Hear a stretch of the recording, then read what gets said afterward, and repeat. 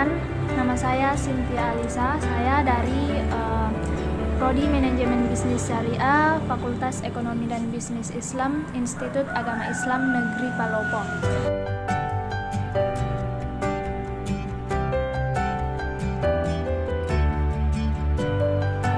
Pertama-tama saya ucapkan terima kasih untuk semua teman-teman yang telah menonton video saya pada hari ini.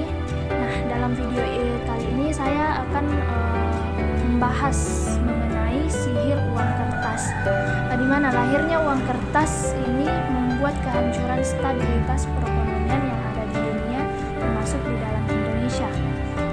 Nah, seperti yang kita ketahui teman-teman sekalian, alat tukar menukar yang digunakan oleh seluruh umat manusia itu pada zaman dahulu itu menggunakan emas dan perak. Emas dan perak yang berupa dinar dan dirham.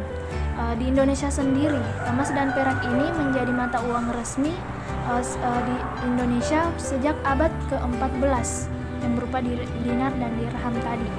Nah, fakta dalam sejarah ini mengatakan bahwa selama penggunaan mata uang dari emas dan perak ini membuat perekonomian umat manusia ini masih stabil. Jadi selama 1400 tahun atau selama 14 abad lamanya penggunaan alat tukar menukar berupa emas dan perak ini nilai inflasinya itu tidak ada atau bisa dibilang nol.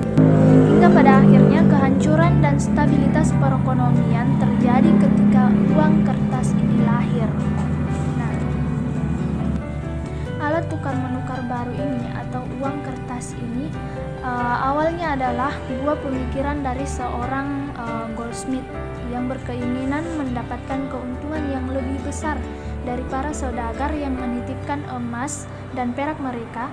Kemudian si goldsmith ini menggantikannya dengan secari kertas berupa nota atau kwitansi untuk sebagai pegangan si saudagar tadi. Namun para orang-orang atau saudagar yang menitipkan emasnya ini semakin lama semakin berkurang, sehingga membuat para goldsmith tidak bisa mencetak uang kertas sebanyak yang mereka inginkan. Karena saat itu setiap uang kertas berupa nota hutang harus sebanding dengan deposit emas yang ada. Namun sampai akhirnya tidak ada yang menitip emas mereka lagi. Jadi kertas nota ini dicetak secara terus-menerus, tapi tidak ada emas yang cukup untuk menjadi tanggungannya atau backup. Sehingga para goldsmith ini berpikir, bagaimana jika alat tukar menukar baru yang harus kita ciptakan itu berupa uang kertas.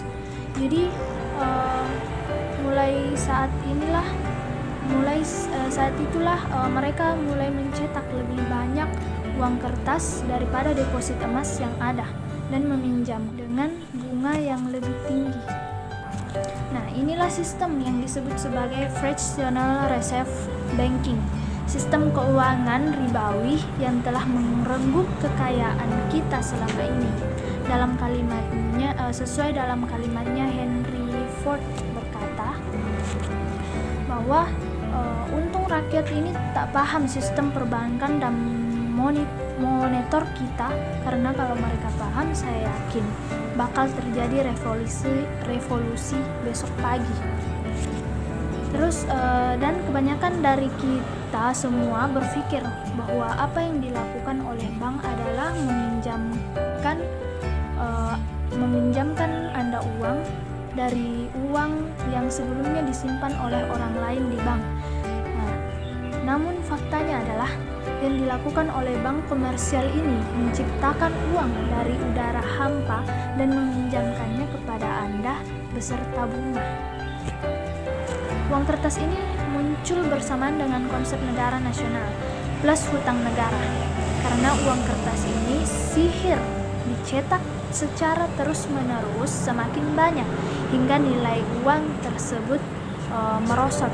Tapi nilai harga barang itu tetap sama. Nilai uangnya terus merosot. Jadi munculnya bank bersamaan dengan munculnya public debts atau hutang publik. Berbicara tentang bank, Bank-bank sentral di berbagai negara di dunia umumnya berlabel nama nasionalis, tapi pemilikannya adalah privat. Contoh, Bank of England di Inggris. Bank ini bukanlah milik rakyat Inggris, tapi milik para bankir swasta yang berada di bawah kekuasaan keluarga Rothschild. Kemudian Deutsche Bank di Jerman yang dikuasai keluarga Siemens dan Ludwig Bamberger. Terus Shanghai dan Hong Kong Bank di Hong Kong di bawah kontrol Ernest Coastal, bukan milik rakyat Hong Kong. Selanjutnya Imperial Ottoman Bank di Turki dikendalikan oleh Pierre bersaudara asal Prancis. Nah, jadi bank-bank nasional seperti ini sebenarnya adalah sindikat keuangan internasional model antar bangsa yang secara real ini tidak ada dalam bentuk aset yang nyata. Jadi hutang-hutang yang diberikan oleh bank sentral kepada pemerintah suatu negara tidak pernah diminta oleh rakyatnya, negara tersebut, tapi dengan sengaja dibuat oleh sistem pemerintahan yang berdasarkan sistem demokratis dengan mengatasnamakan hutang negara. Di dalam perekonomian ada satu kelompok yang dimana di dalam kelompok ini beranggotakan orang-orang nekolik atau orang-orang yang berambisi ingin menguasai perekonomian di dunia. Kelompok itu adalah global elite. Global elite ini merupakan 1% orang yang menguasai 90% aset di dunia. Mereka menetapkan sebuah misi untuk menguasai dunia dengan menerapkan kekuasaan politik, ekonomi, dan keuangan di atas seluruh umat manusia. Jadi dalam permasalahan ini sesuai dengan hadis Nabi Muhammad SAW bahwa akan datang suatu zaman di mana semua yang kita miliki itu tidak ada nilainya kecuali dinar dan dirham. Jadi mungkin untuk mengatasi semua ini mulailah kita dengan menukarkan uang-uang kita dengan membeli emas atau mengumpulkan dinar dan dirham ini sebelum kehabisan nilainya. Baiklah, kepada teman-teman semua, mungkin hanya inilah yang dapat saya sampaikan dari pembahasan saya mengenai sihir uang kertas. Terima kasih kepada semua teman-teman yang sudah menonton video saya pada hari ini. Kurang dan lebihnya